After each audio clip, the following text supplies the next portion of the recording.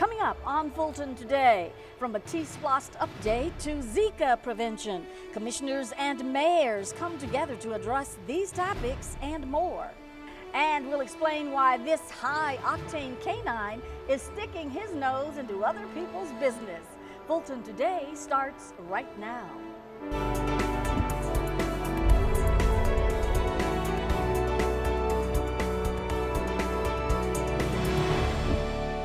Welcome to Fulton Today, everyone. I'm Lynn Vaughn, in for Shania Chavis-Rucker. Our top story, county commissioners hold their quarterly meeting with the mayors of Fulton cities. FGTV's Priscilla Ortega reports the hot topic this session was transportation. The possible T-SPLOST was once again the main topic of this special called meeting. County commissioners and the city mayors in Fulton County are currently working on their own list of road projects that would take place if voters approve that T-SPLOST. Now, two other topics were also discussed: the Zika virus and heroin overdoses. It's unanimous. With hands raised in agreement, county commissioners and mayors finalize more details on the upcoming T-SPLOST vote. You're talking about $600 million that will be generated over 5 years, and the monies will be proportioned according to the population of each city. Fairburn Mayor Mario Avery is hopeful voters will approve the 0.75% sales tax in November.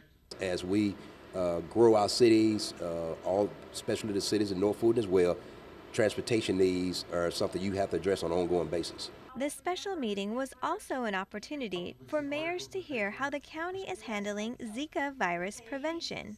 We are being very proactive and aggressive in terms of spraying targeted areas throughout the county, specifically some of the areas where seniors congregate as well as children, because they're the most vulnerable within the population. County leaders also encouraged mayors to give their emergency responders naloxone or Narcan. The medication is used to block the deadly effects of a heroin overdose. County commissioners say these meetings are extremely helpful in tackling these county-wide issues. This ongoing dialogue that we have with our cities has been very productive and very beneficial to the residents of Fulton County, from Alpharetta to Palmetto and everywhere in between. The conversations and the working relationships that we've established better serve our combined community. County commissioners are now finalizing the date for their next meeting. Now, in order to meet their timeline, that meeting is expected to happen in the beginning of July. Reporting from downtown Atlanta, I'm Priscilla Ortega for FGTV. The Fulton County Police Department remembers one of its own during Georgia's annual Public Safety Memorial Ceremony. Officer Terrence Green was killed in the line of duty in March of 2015. His name was added to Georgia's Public Safety Memorial Wall during last week's ceremony. Fellow officers were there to highlight his 22 years of service to the department and to the citizens of Fulton County. Officer Green was one of those phenomenal people. He always had a smile on his face, always had a kind word. He was always very quick to help and assist people. Established 19 years ago, the Memorial Wall honors all public safety officials who lost their lives in the line of duty.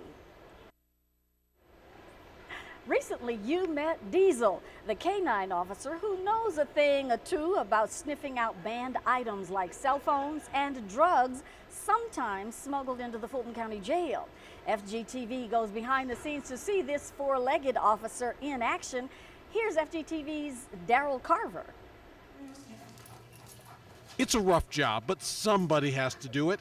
After being sworn in last month, Canine Officer Diesel has been hard at work sniffing out cell phones and other illegal items that have plagued the jail for quite some time.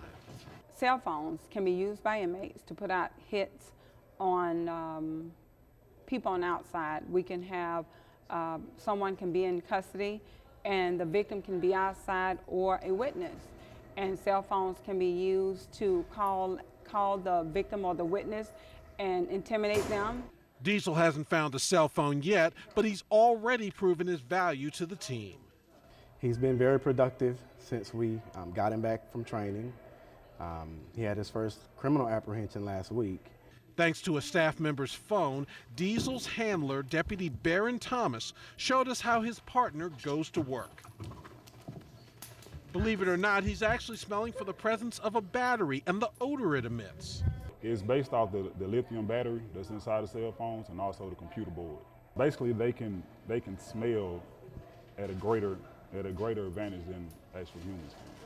Staff members at the Fulton County Jail know Diesel won't be able to put a complete end to cell phone smuggling, but his presence is definitely a step in the right direction. Our main goal is to find out how they're getting into the facility, and once we can stop that, then we will possibly cut down on the problem.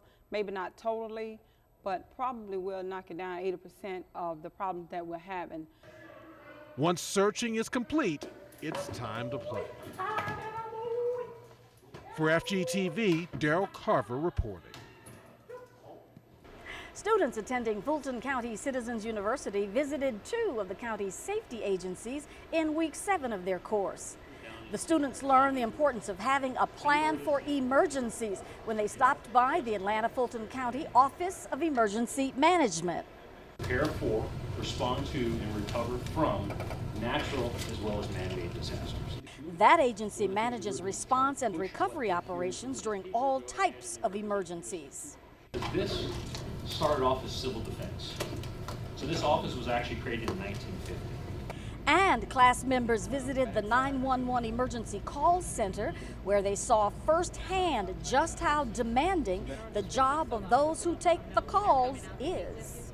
But it's a great service. I think the people that work there do a phenomenal job, and we're very lucky to have a service like 911. Now, earlier this year, the county unveiled the Emergency Center's new digital radio system. It now covers about 99% of Fulton County. And the classroom comes to the courtroom at this year's Legal Lives mock trial competition. May it please the court members of the jury, my name is Makai Haynes. Students from 10 elementary schools around the county looked and sounded the part as they argued the case of the state versus James Sturgis in separate courtrooms at the Lewis Slayton Courthouse.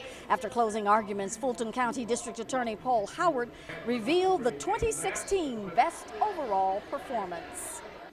The winner of the 2016 Legal Lives mock trial competition is State Bridge Crossing. Now, though they all look adorable in those costumes, it is a real-life learning experience that the students say they cherish. It taught me that how the courtroom, I thought it would be like a little bit bigger, but it's like smaller. I thought it'd just be cool to have just to learn and stuff, like how a courtroom would actually be in real life. The Legal Lives educational program was first created over 25 years ago by the district attorney's office in Brooklyn, New York. D.A. Howard brought it to Atlanta in 1998. All right, congratulations, Ms. Davies. From resume writing help to interview skills, we have details of a job fair that's full of job opportunities. That and much more in our district by district coverage. That's next.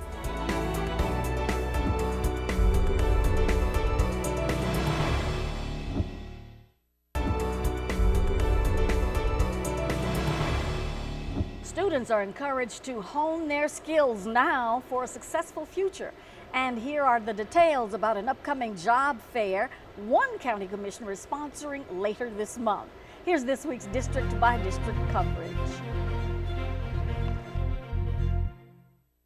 We begin with Commission Chairman John Eves offering words of encouragement to students attending Westlake High School. It was part of the school's Skills USA banquet. Students were being honored for their good works during the school academic year. Chairman Eves congratulated them on their achievements and told them to focus on developing marketable skills for the future. So let's try to feed them and provide them with positive information so that they can be positive adults. The chairman also encouraged the students to learn the difference between hard skills and soft skills. So I'm going to share with them how important it is to nurture and develop people skills interaction so that people can feel good about them. The Skills USA program is designed to help students make a smooth transition to the workforce or on to higher education. And in District 2, seniors celebrated the ending of the year's Golden Games. The 22nd annual event featured a number of participants, 50 years and older, in races and competitions, including mile walks, shot put throws, discus, and more. The Golden Games events lasted a few weeks. Winners were then recognized during an awards luncheon at the Dorothy C. Benson Senior Multipurpose Facility. I am a very competitive person. I like to compete, and I like to, keep in good shape, to socialize with people. And I've enjoyed these Olympics tremendously. They're wonderful. I've met a lot of friends, and we've had a lot of fun. And we plan on doing it again next year. Participants competed with not only Benson Center members, but with other county senior facility members as well. District 4 Commissioner Joan Garner wants to help citizens find jobs. The commissioner is hosting her 3rd annual job fair on June 16th at the Adamsville Regional Health Center. Job seekers will be able to get help on resume writing and interview skills during a job readiness workshop 1 week before the fair. They are very important to our community because we have so many people who are out of work these days that we want to make sure that everyone has an opportunity to participate. And what's even more exciting about this job fair is that we have employers ready to hire within 90 days. Applicants will also be able to register with the county's workforce development program to learn about interviewing skills and upcoming job fairs. And finally, in District 6, the New Beginnings Neighborhood Senior Center in Fairburn honors veterans at its annual Memorial Day program. This year's guest speaker, retired Major General George Bowman, addressed a number of veterans' issues. It's a topic near and dear to his heart thanks to his family's military roots. I go back 5 generations. I've got 5 generations of military service in my family, going all the way back to my grandfather in World War I. Following his speech, Major General Bowman was presented a plaque to acknowledge his invaluable service to the country.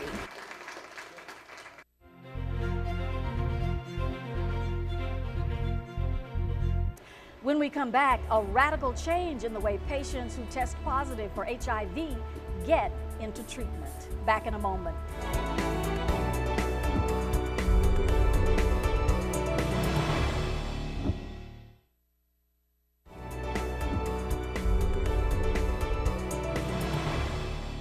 Welcome back to Fulton Today. I'm Lynn Vaughn. A new website aimed at helping residents with HIV and preventing the spread of the virus is now up and running. The website also helps advocates better communicate with those who have been diagnosed. FGTV's Melissa Lewis has those details. HIV patients, advocates, or the general public can now get their questions answered in one place. We're getting a lot of phone calls from clients, a lot of phone calls from people who were interested in learning more about HIV disease or people from other jurisdictions wanting to know what our programs were. And we also wanted to make sure that we were being transparent and sharing all of the information that we could. The RyanWhiteAtlanta.org website took about 9 months to create. It has links to 18 different agencies funded by Ryan White of Fulton County. Those agencies provide supportive services like primary care, transportation, meals, or legal services, just to name a few. The director of the Ryan White program, Jeff Cheeks, says those services make it possible for many clients to stay in care. Unless they've got a way to, a place to live, or a way to have someone take care of their kids while they're getting medical care, or if they have transportation to get there, it doesn't matter how many medical providers we fund if folk aren't able to get there. Cheeks says there are about 33,000 people diagnosed with HIV in the 20-county metro area. The Ryan White Fulton County program provides services to about 15,000 of those residents. Cheeks says about 81% of the Ryan White clients are virally suppressed, which means that the amount of HIV in the blood is very low. Nationally, only around 30% are virally suppressed. So I think that we in Atlanta and we in Fulton County should be proud of the fact that we are making a difference in the lives of people living with HIV disease. Again, to learn more about Fulton's Ryan White program, go to ryanwhiteatlanta.org. Reporting for FGTV, I'm Melissa Lewis. The Health Services Department has started its HIV Rapid Entry Clinic to get people who test positive into care immediately. The HIV Rapid Entry Clinic makes it possible for those who test positive for HIV to be seen by a doctor and on medication within 72 hours. The linkage team is notified and the Ryan White Clinic is notified. And there's a good bit of paperwork that needs to be done, some labs that need to be drawn, and the client needs to see the physician. And we coordinate the activities so that the client can get all that done as quickly as possible. Health officials say the antiretroviral therapy HIV patients take is not a cure, but it can control the virus so patients can live a longer, healthier life. The therapy also reduces the risk of transmitting HIV to others.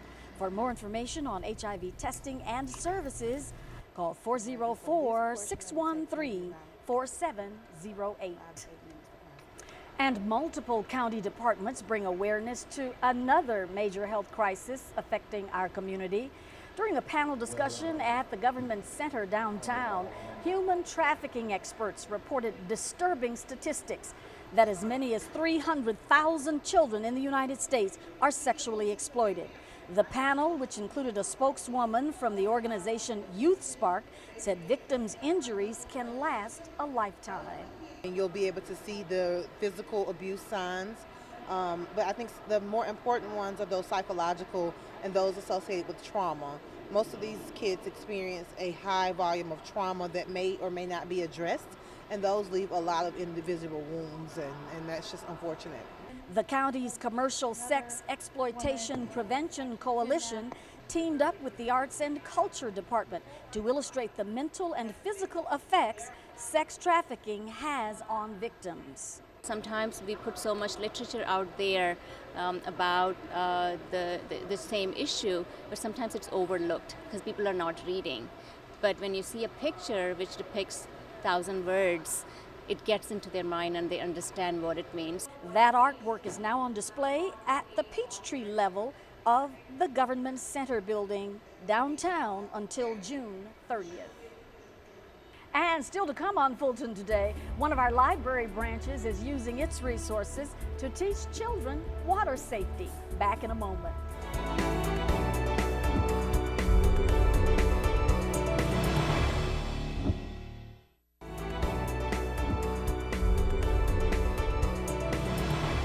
Children learn about water safety during a theatrical performance at the library. The puppet Mumford helped teach very young children the do's and don'ts of swimming during a presentation at the Southwest branch of the library. We hope they remember everything they learned today about taking a grunter with them to swim, all the wearing life jackets, and even taking swimming lessons, things that can make them a little safer when they go into the pool. Mumford performances are part of the Kaiser Permanente Theater Group. The theater holds a number of plays and activities aimed at children's health and safety at county libraries. Other topics covered include fire and poison prevention. Now you can find out when and where Mumford will perform next by visiting afpls.org and looking under the events calendar.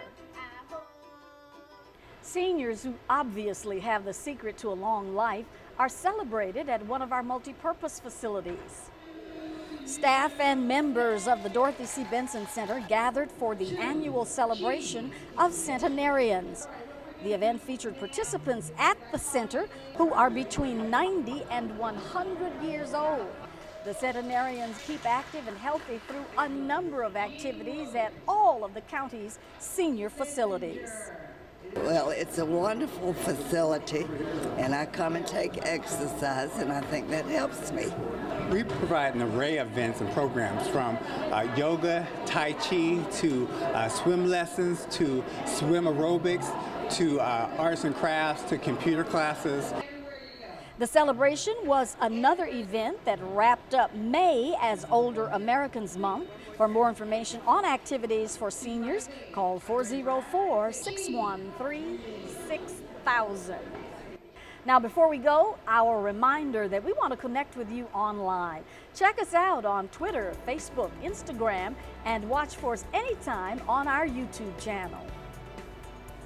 And that's going to do it for this edition of Fulton Today. Thank you so very much for joining us. I'm Lynn Vaughn. Join us each week for news around and about Fulton County.